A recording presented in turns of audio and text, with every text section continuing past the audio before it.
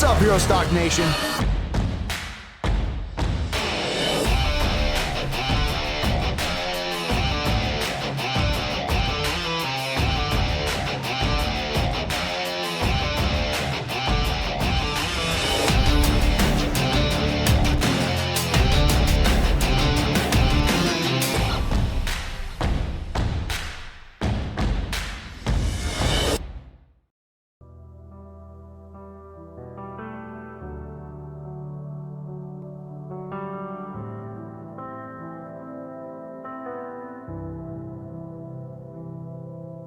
I've walked through the valley with my head on low, carried my questions down a long back road.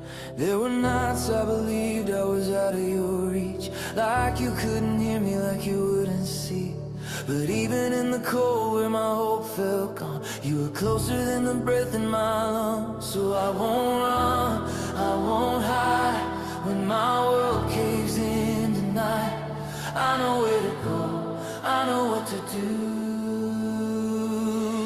When the night is at its darkest and I can't find my way through, when the silence starts to scream and the dark tells me I'm alone, so I drop to my knees on this stone and I watch you split the shadows open. You already won this war. Jesus, you defeated darkness with the only thing you can't fight. Light. Only thing you can't fight. Light. I felt that way like a storm in my chest. Tried to stay strong.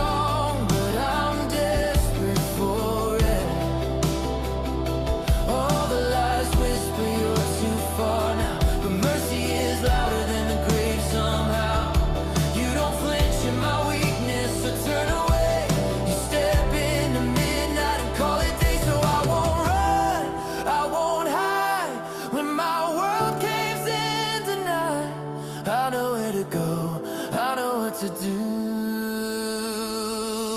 when the night is at its blackest and I can't find my way through, when the silence starts to scream in my heart tells me I'm alone, I fall down on my knees on this stone and I watch you split the shadows open, 'cause you already won this war. Jesus, you defeated darkness with the only thing it can't fight. Light. The only thing it can't fight. Light. You don't just push back the dark, you break it apart. You don't just calm my fear, you draw me near. Every chain, every ghost, every shadow I've known, it has to let me go when you speak hope. You are the dawn on my worst day. You are the peace when I can't pray. You are the hand that holds my heart. You are the fire in the dark. When the night is at its blackest and I can't find my way through, when the silence starts to scream in my heart tells me I'm alone, I fall down on my knees to the stone and I watch you split the shadows open, 'cause you already won this war. Jesus, you defeated darkness with the only thing you can't fight. Light. Only thing that ends the night. Light. Only thing that heals my eye. Light.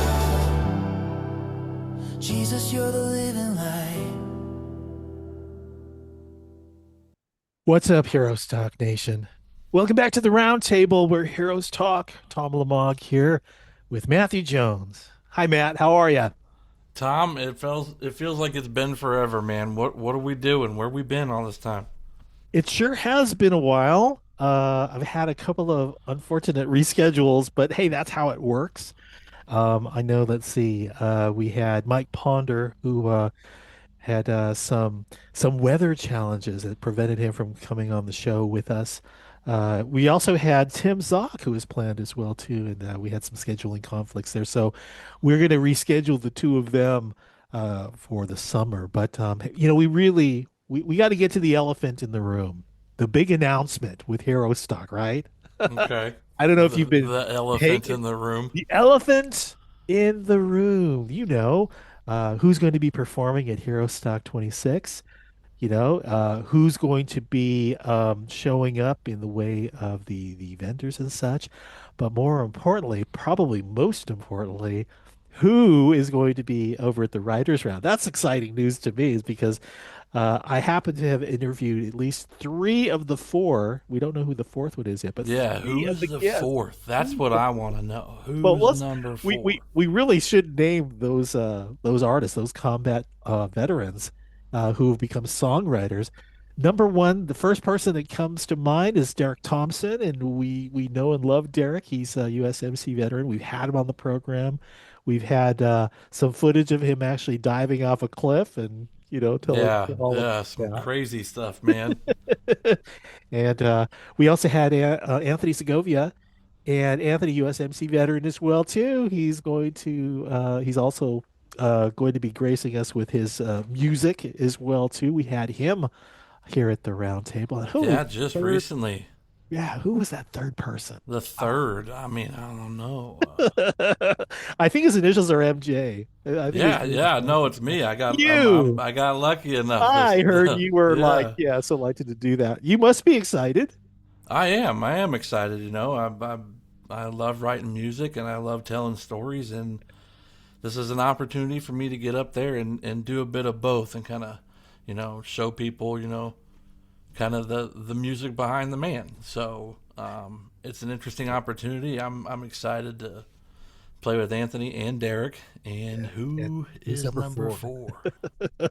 I guess we'll find out. This is going to be at Hero Stock 2026. It's a country music festival and resource fair. It's coming August 15th at the Country Drive Golf Course in Ashland, Nebraska. We're going to talk more about that later.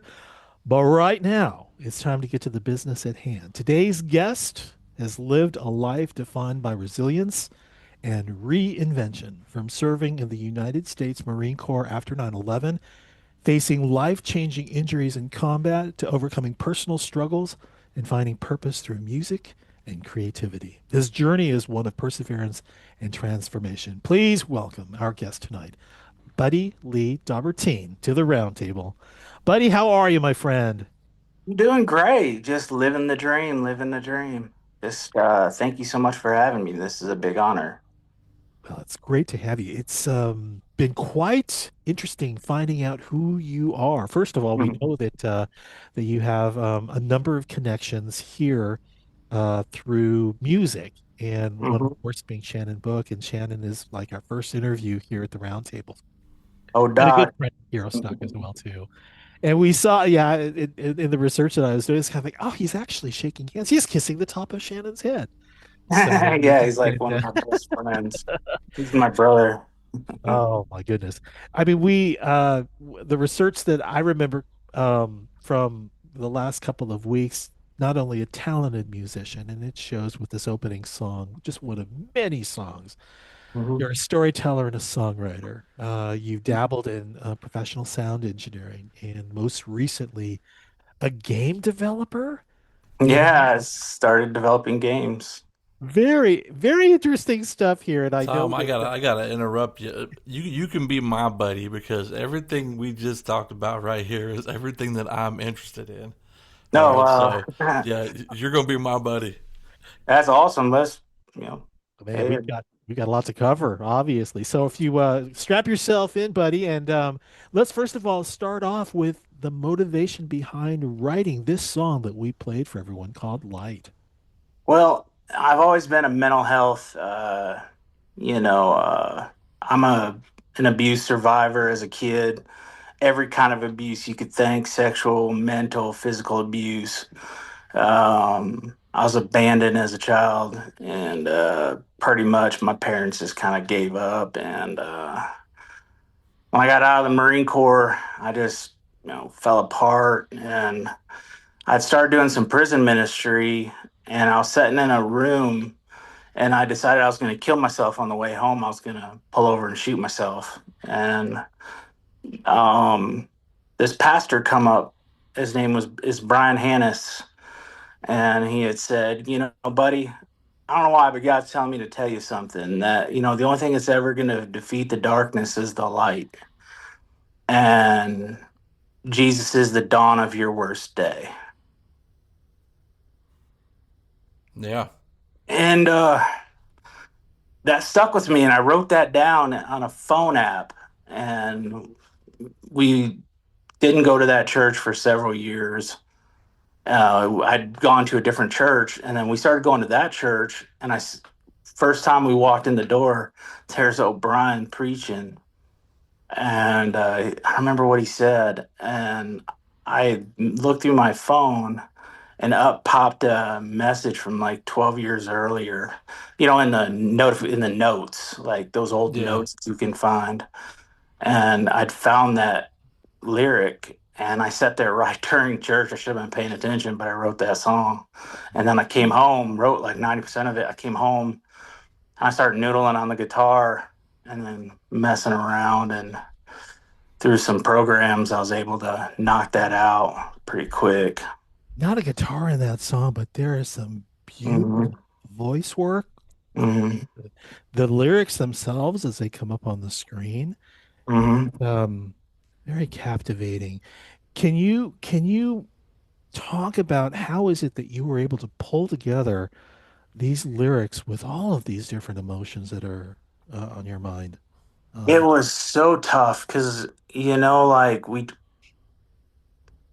all of us, like I'm a suicide survivor kind of thing. And um, it's, God is the only thing that ever changed my mind in my life. And, I've been sober now 19 years, and that's only by the grace of God. I'm not going to get all preachy because I don't want to turn a lot of people off, but, hallelujah. I've been sober 19 years. And, when I'm convicted of things, um, it's like hits me where before I didn't care. Like you can talk to Doc Book. When I was in the Marines, it was Sergeant Dov. I was whooping ass. Excuse the language, but that's what it was. I was a psychopath, and to see what God has done in my life is just unbelievable.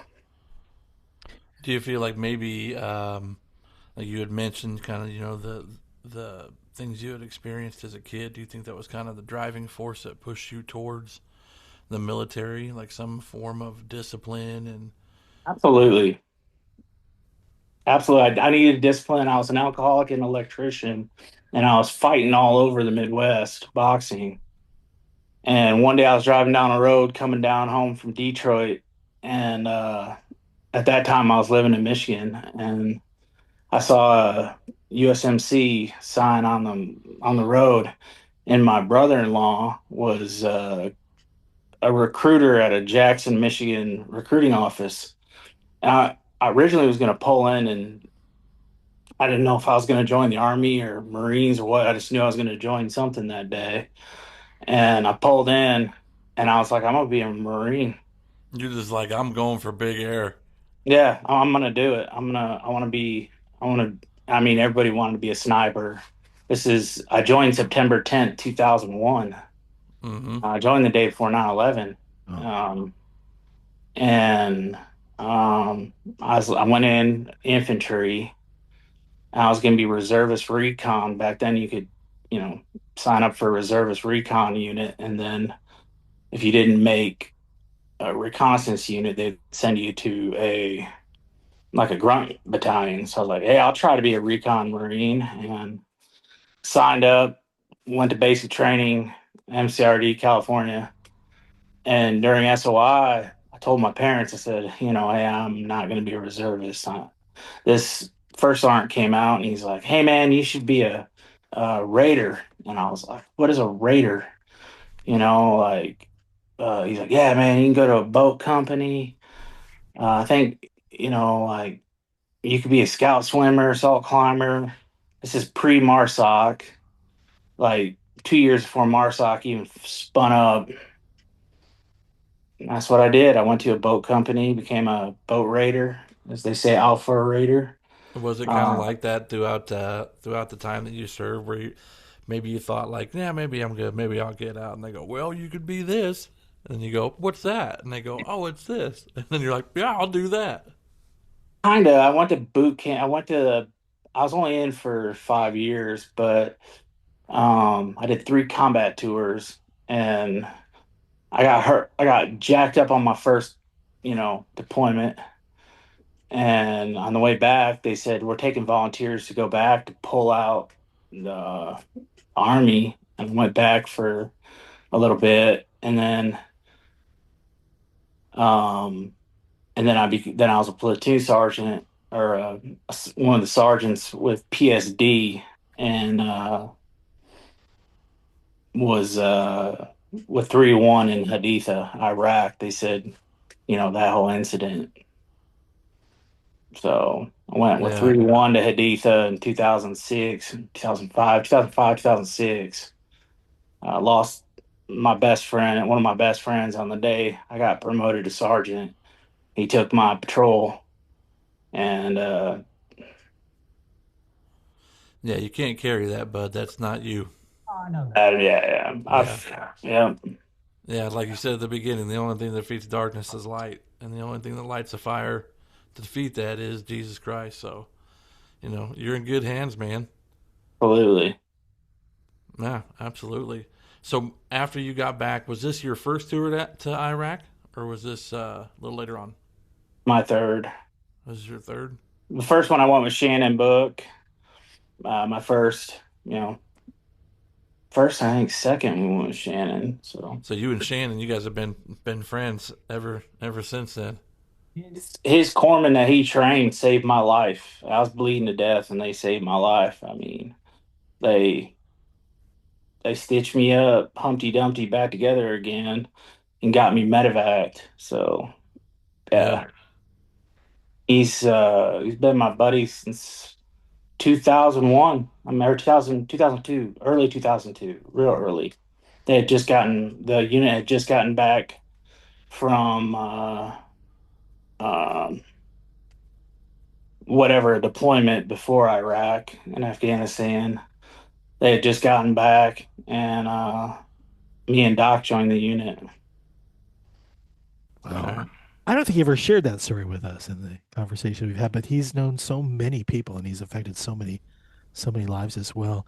Is there a moment from your time in the service that has stayed with you over the years? I mean, you're sharing some stories about people that you knew, people that have, you've crossed paths with, but is there a particular moment that still resonates with you as you make your way through life? Yeah, I do. I had a platoon sergeant at the time. I think he got to be a master sergeant before he got out, but he was Staff Sergeant Romero. And I never had a dad really growing up. And he was like a dad. I mean, he was just knee deep in your. He was a former drill instructor, but in boat companies and recon and MARSOC, it's just a different world. It's like it's just this, like I remember we were laying on the beach, freezing to death, peeing in the water because you're just freezing to death. I just need some warmth. I just need some warmth. You're literally almost going into hypothermia. And I mean, that's the kind of brotherhood you have. I mean, spooning on a beach, reconning a beach, like on a boat raid. But with him, I'd never jumped off anything like high. I thought I did. And in Horno, that we had what's called Chesty, and it used to be like 60 feet tall. And jumping into a 25-foot pool, it was the deepest pool in Pendleton. So it was like jumping 85 foot. It looks like you're jumping down 85 foot, and I was terrified of heights. And that day he tells me, he goes, "You're gonna be an assault climber platoon." And I'm like, "What do you mean?" He goes, "Well, you can do 18 pull-ups. You're gonna be in a climbing platoon, climb mountains, and you know, do whatever." And I'm like, "No, I can't. Send me to another platoon, please, because I'm scared to death of heights." And he says, "No, we're going on a run." He took us on a run. He took us to the pool and he says, "Look at the top of this huge tower that they tore down and made it half as tall. And it used to wobble." And they said, "Climb up there. You're going to jump off it." And I'm like, basically, like, "Excuse me, Staff Sergeant, but F you. Literally, I'm not doing that." And he grabbed me by the collar and he's like, "Get your ass up this thing." And before I knew it, I was at the top and he's right next to me. And in walks like First Sergeant and a few others. So I knew I couldn't get out of it then. He's like, "Three, two, one, we're going down. And if you stop and you hesitate, I'm knocking you out and you're going down anyways. And I'll Oh send your man. ass packing without this." Because either way, you're going to be a climber. We don't have enough bodies. At that time, we pretty much knew we were going to go to Iraq. He's like, "We don't have enough climbers." So we all thought we were going to Afghanistan, excuse me, to the mountains.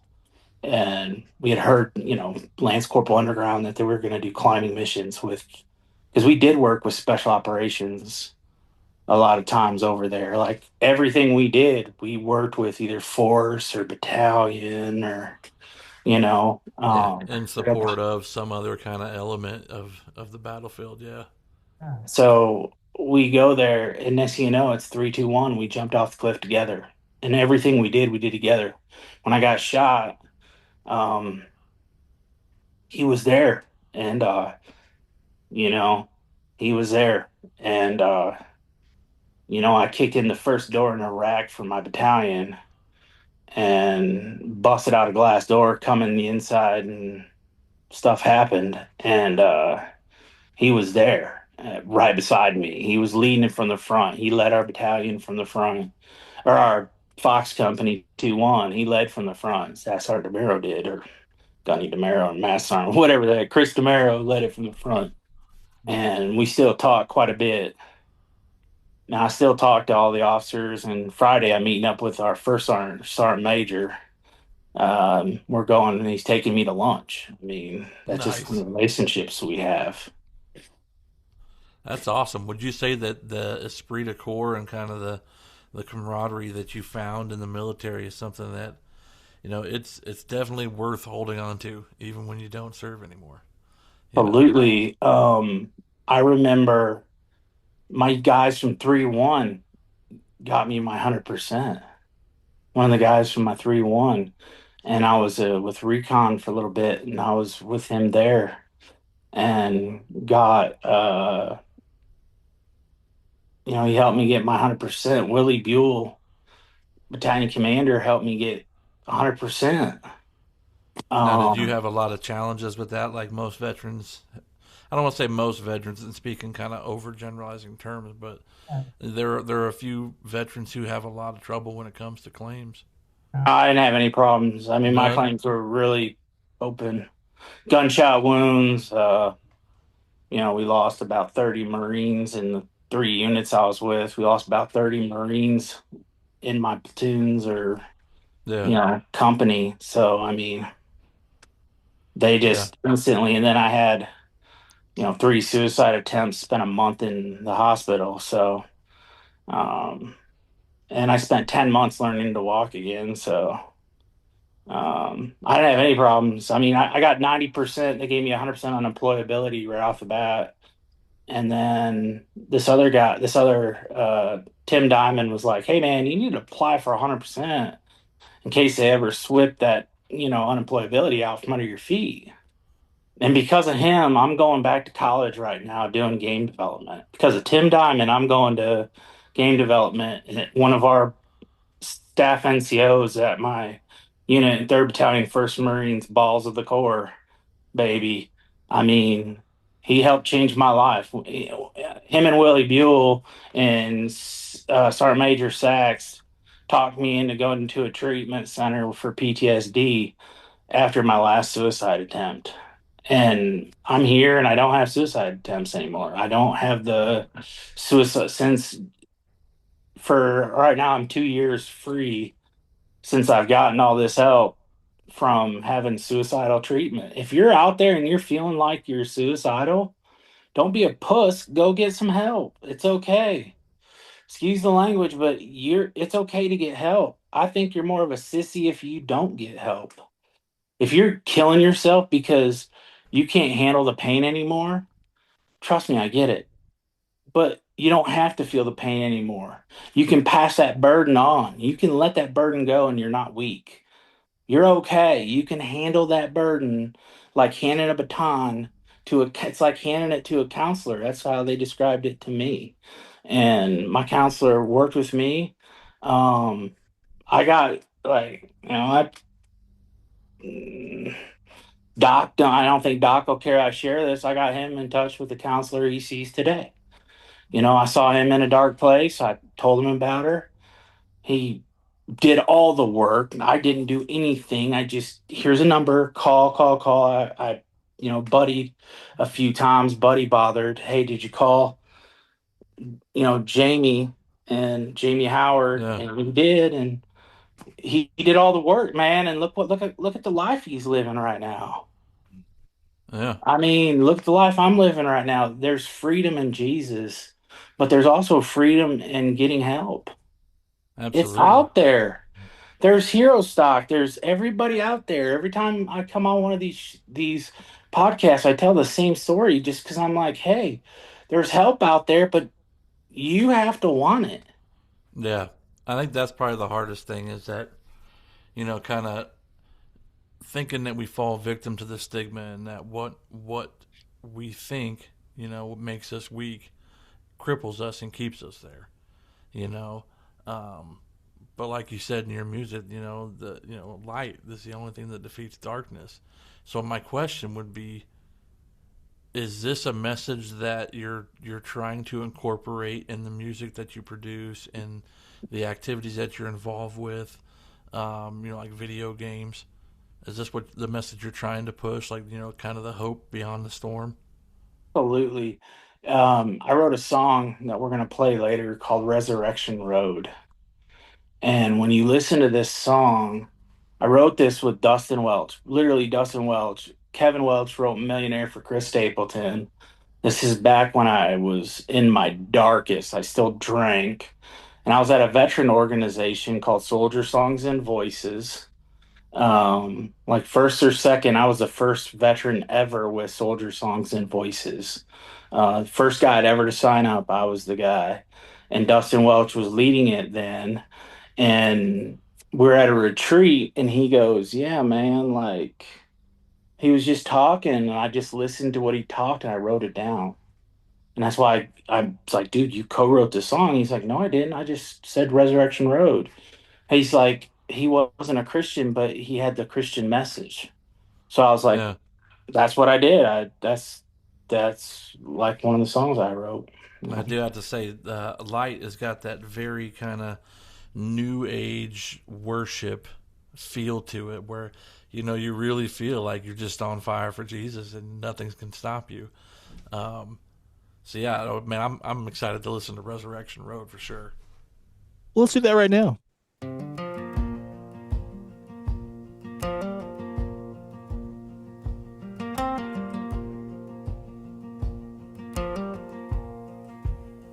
This lonely road keeps going on and on. Gravel spitting out beneath his worn out soul. Coyote howling like a long lost friend. Just a pack of aches and a lonesome mind. Lantern low and the whiskey's cold. Chasing down a man I was told to be, not told. All the lessons that I learned from you, said, boy, this world will break your bones, but it's your own lies that'll turn you stone. I've stumbled drunk through 100 nights, kissed the ground where I lost the fight. You can fall face first in your own damn smoke. If you wanna know my past, from my first sin to my last, it's a long, hard stretch of sky with a wild dog circle and cry. I keep walking bare my soul, walking on, walking on, walking on, walking on Resurrection Road. I've been paying my dues for a while now. Every lyric's just a stone I throw. On the heavy side of this heart I told, this lifespan on a dark heavy road, trying to trade my shame for a light of yours. If you wanna know my past, from my first sin to my last, it's a long, hard stretch of sky with a wild dog circle and cry. I keep walking bare my soul, walking on, walking on, walking on, walking on Resurrection Road. You better stay in and out, 'cause the ghosts round here don't whisper, they scream inside your mind. But somewhere past the pine line, where the fog begins to lift, there's a cross of light on the hillside where the hurt turns into gift. If you wanna know my past, from my first breath to my last, it's a long, hard stretch of sky where the wild dogs circle and cry.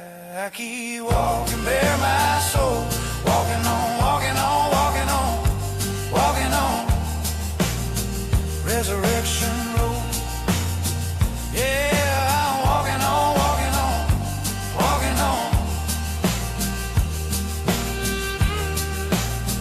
Resurrection Road.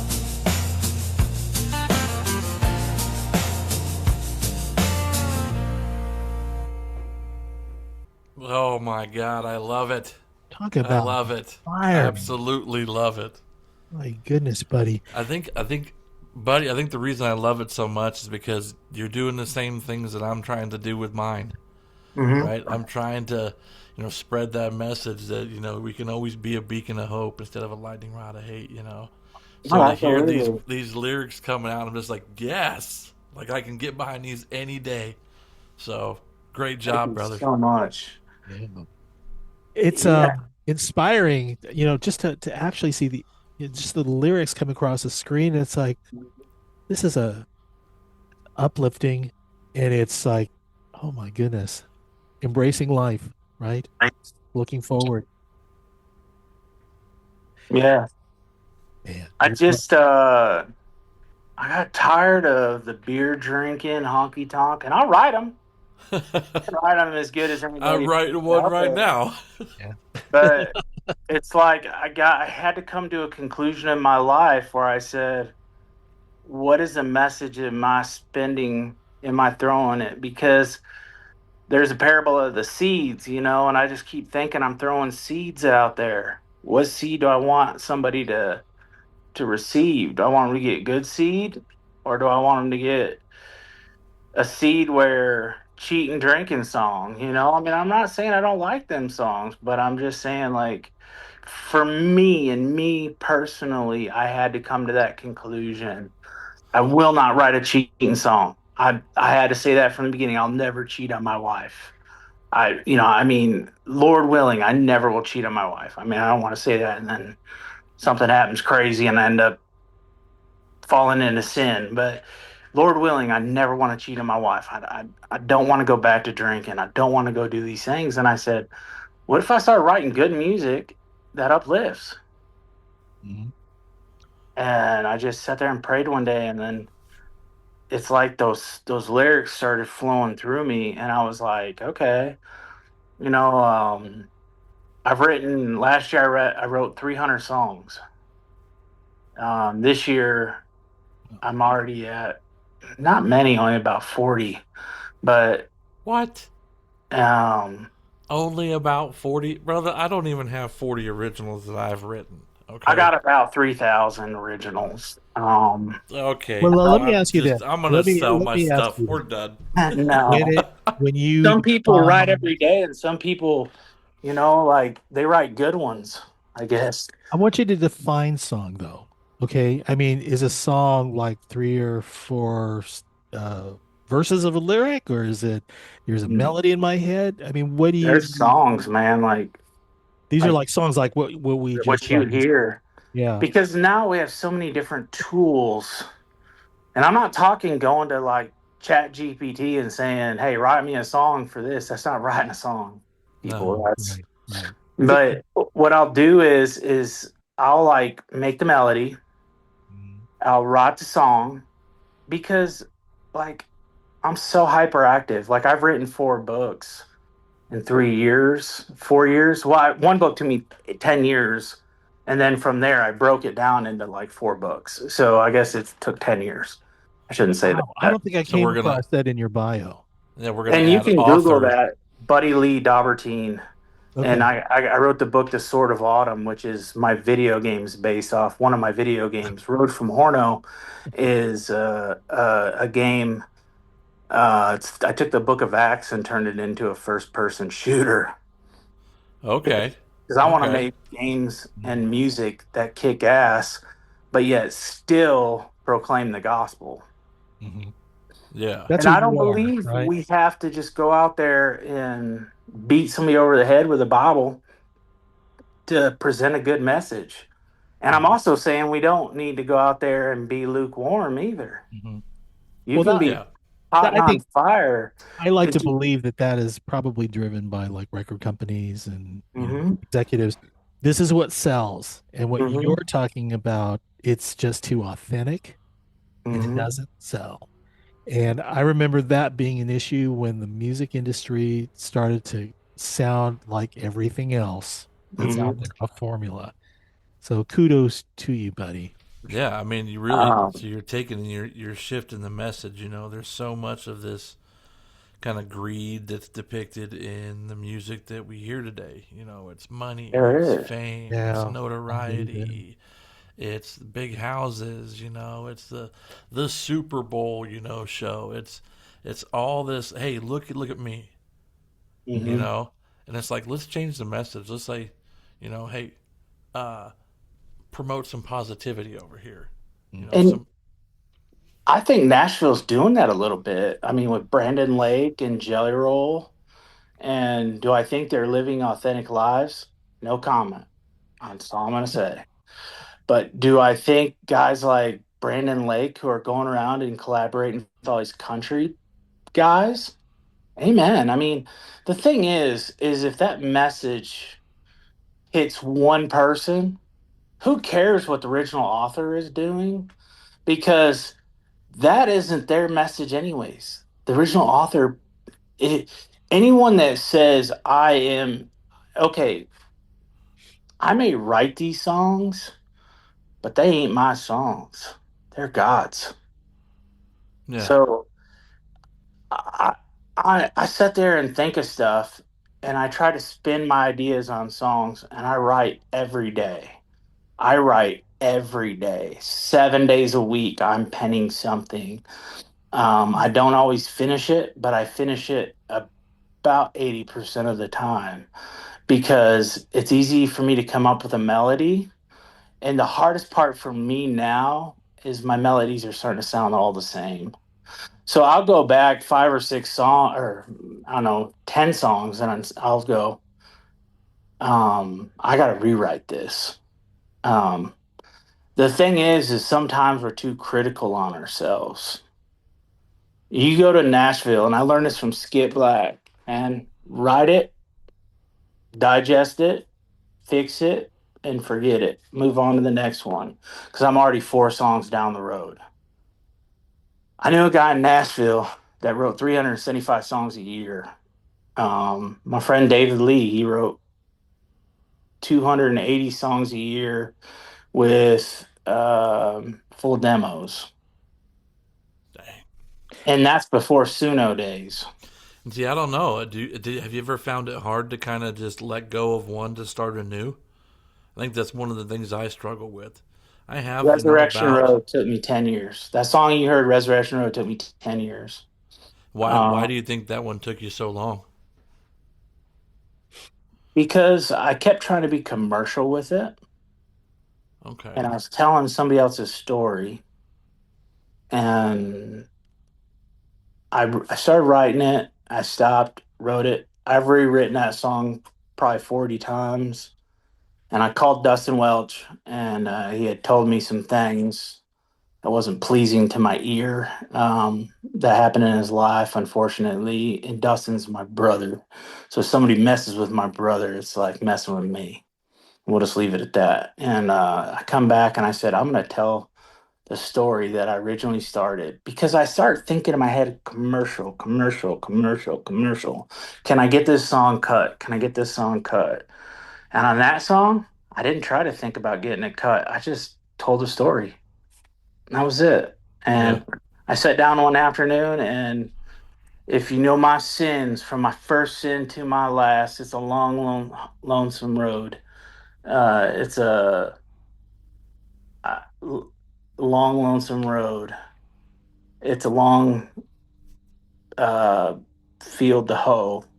I can't remember what I originally had, and then I just edited it, and I wrote the melody, used AI on the demo, on that demo, and after I'd written the melody, you could, upload the melody, and that's my melody, my guitar, and some AI drums and some other things. Mhm. Hmm. And I sent that out to Kevin Welch, and he was like, "This song's so good. You got to do something with it." And I'm glad you guys picked it because I have friends that keep saying this is a great song, and I always leave it in the quiver. Well, thanks for posting that on your YouTube, and Oh, you thank you. can share where we can find that and all of your other music. Maybe now you can kind of, tell us where to find it. Well, I got a SoundCloud and Buddy Lee Dobberteen on YouTube. I only post, the there's some personal songs I write. Hey, Some, buddy, yes, sir. I'm just curious. I know that you said when you sent over the songs that you shared with me, these are songs that you've either written or you've co-written. Do you find that you're doing more of one over the other? I actually quit writing with anyone. I just started writing by myself. I used to co-write every day. Like every day I had my calendar full. I was part of Songtown, and Can you talk about that experience? I mean, what is collaborating involve? well, a good thing about songwriting is it's like a Lego, and you can build your house. And you may find I don't like the green Legos. I like the red ones, or I like the blue ones. Maybe I'm good at building the walls, and my buddy's good at putting the roof on. It's so much like that in songwriting because, like, you could, like, I'm a Berkeley College of Music grad for songwriting. I did that right out of the Marine Corps. I went right to Berkeley College. Well, I went to Bible college, and then I went to Berkeley College of Music Oh, and took the songwriting. Pat Pattison was my instructor, one of the best songwriting instructors in the world. Pat Pattison was our teacher. Danny Morris, a lot of others.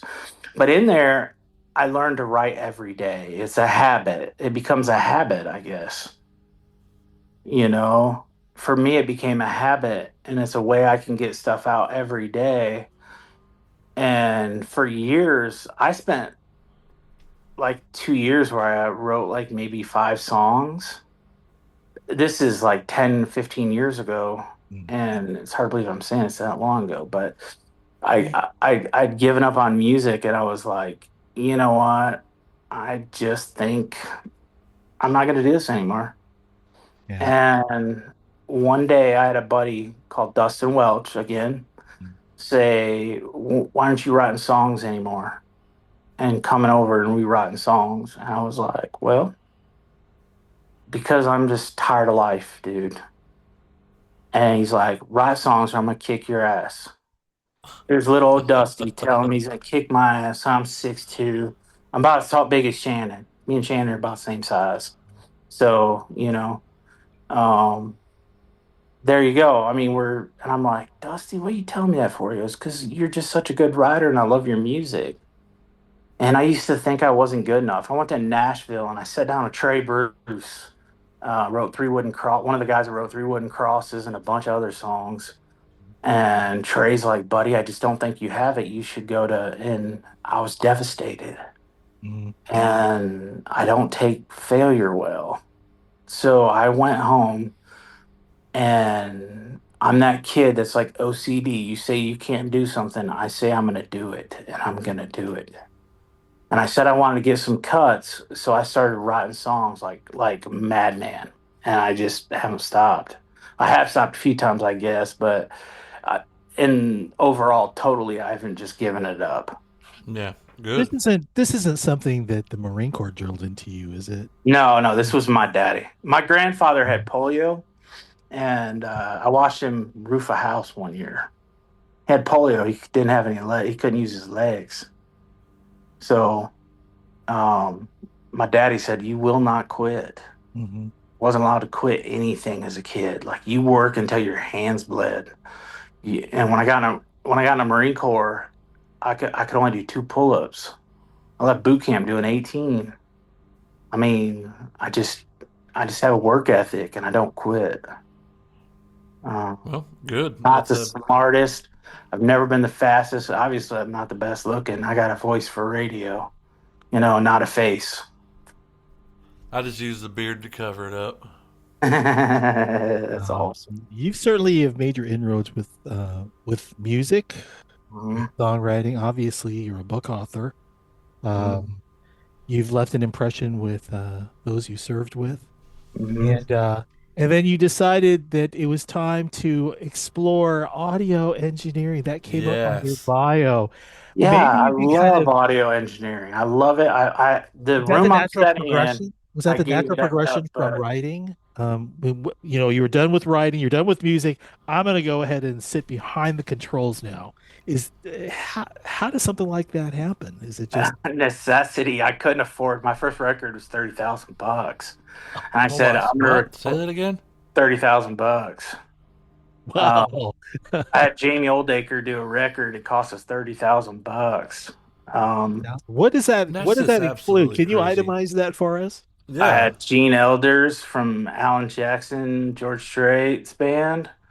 Oh, Um, musicians. You're talking about the musicians. oh, I had everybody, and I had a Oh, big wow. studio do it. Is It was that what we hear on your YouTube page and what you've been sending over these some Nashville? of the stuff, yeah, but Oh, wow, it's really polished, dude. It's it was pretty polished. really I polished. didn't release it again. I just pulled it, and when I got into a stage where I thought I was better than people, I treated my band like garbage.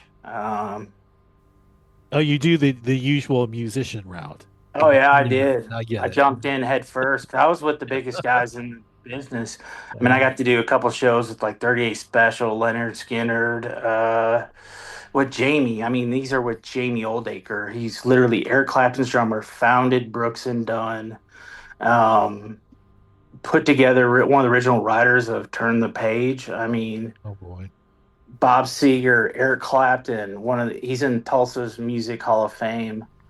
Um, Well, and as someone who's in audio engineering, what is there something that's out there that we may have heard that you're associated with? Yeah, Welcome Home Project. The Welcome Home Project, I helped with that. Uh-huh.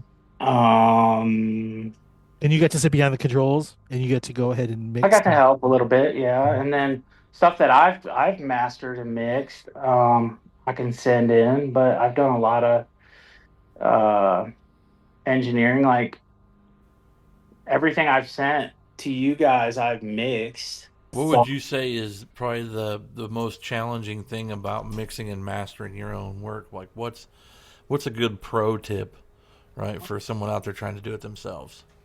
It's the trick, man. And this is something told me. If it sounds good in a cheap radio, like a cheap Walmart special, if it sounds great in that, Oh, that's what 90% of the world is going to listen to, that or a cell phone now. One good thing is most people today have like iPhones or Androids. I email it to myself on a YouTube Gmail, excuse me. Uh huh. Send it to Gmail, and to me, I can download it on a cheap, I get off Walmart or whatever phone and listen to it through two types of phones because that's basically what the majority. They say 85% of the world listens to music on a phone now, Huh. or Beats or something like that. You Yeah. want to try something cheap. I have Um, tried to compare that to like the old transistor radios. Remember those? I have a radio in my garage that Jamie gave me. Yeah.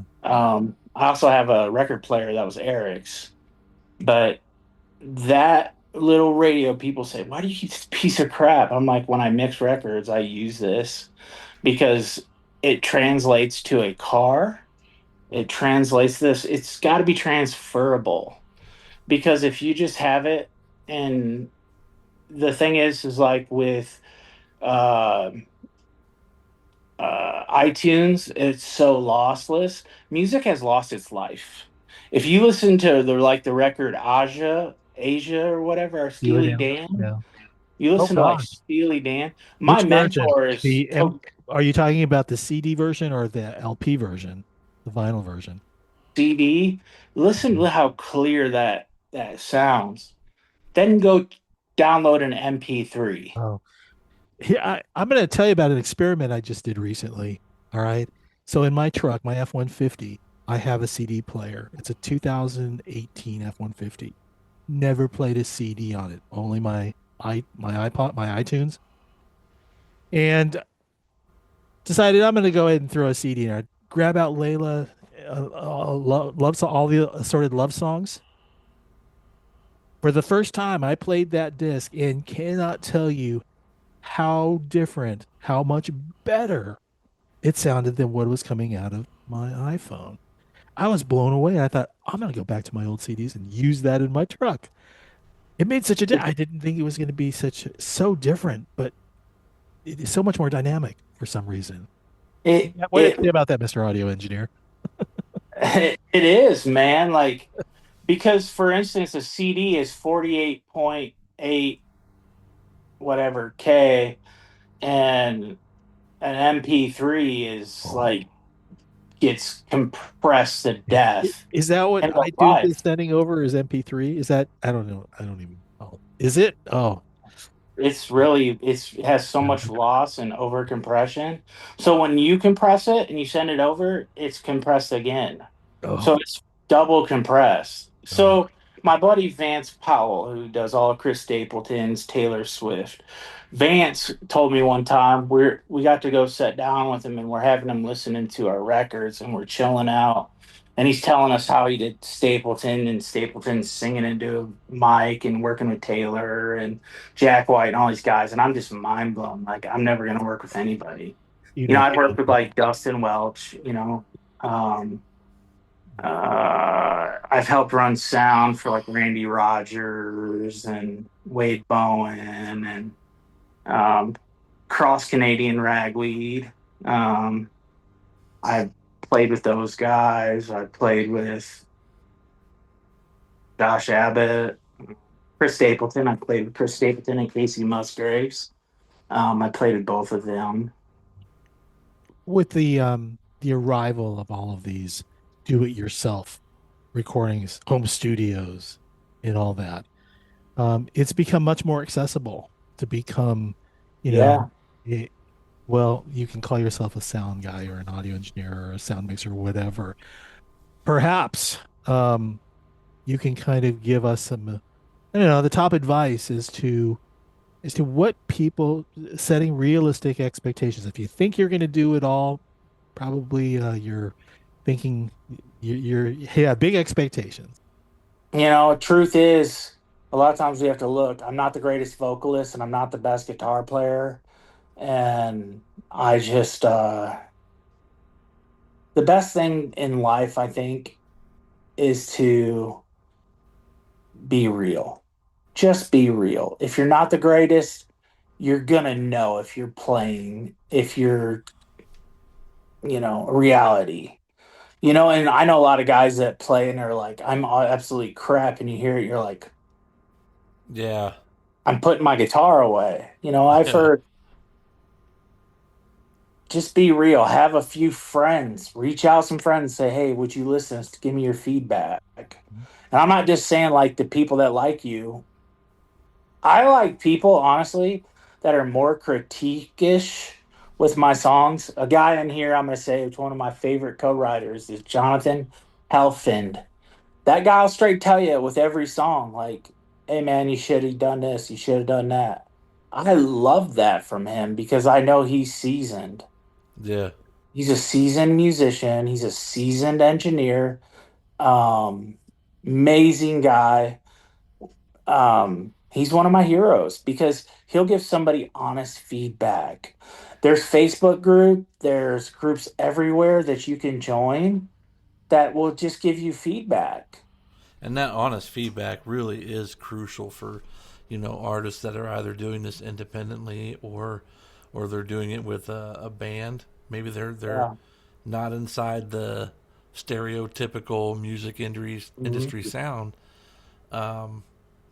But I mean, just kind of the opportunity to get out there and just be authentically you is probably the best piece of advice there. Always. You are a man with many accomplishments. I know that after taking a couple weeks just to look around and see what's posted about you from interviews that you've done. Thank you so much, buddy, for being honest with us, Oh being no, authentic appreciate it. with, Thank you with guys for what you everything do. about this evening.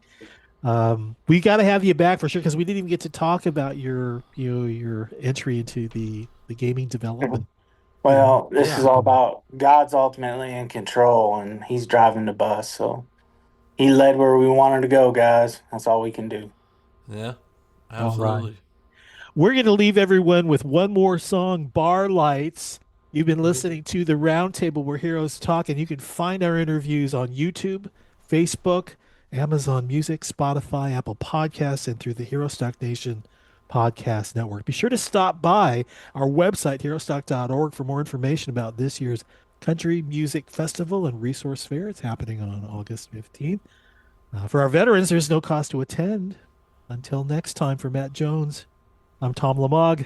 Keep the conversation going and keep honoring our heroes. Starlights falling on your face like Tennessee whiskey, slow and full of grace. It's got me stuck right here, staring at you. Every night I swear I'm gonna break through, but I don't move. I just stay sipping on the words I'll never say. Yeah, no place I'd rather be than you next to me. I almost said it when you looked my way.